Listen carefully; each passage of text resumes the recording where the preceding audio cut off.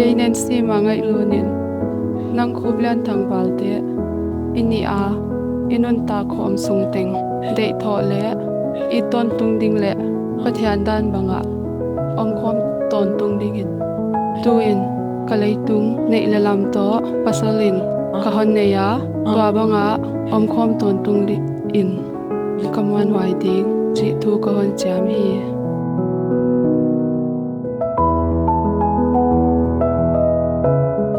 Khuplianthang Valte in nang Nancy Mangngaihlun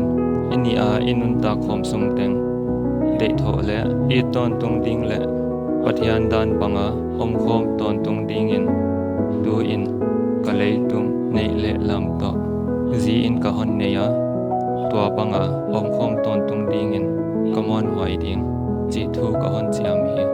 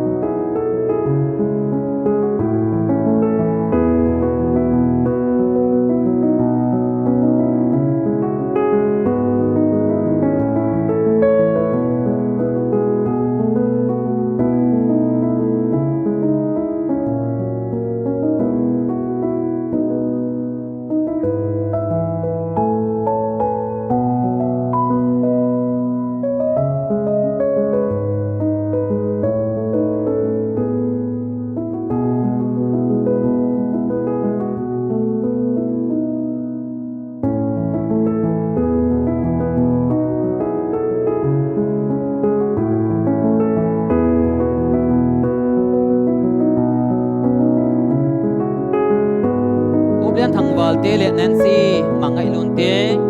kiten na tu chiam kitak manun pathian se bangle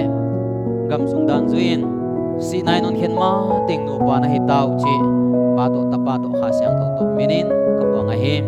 wai zakin pathiani na gom sa mi hengin hen ke hen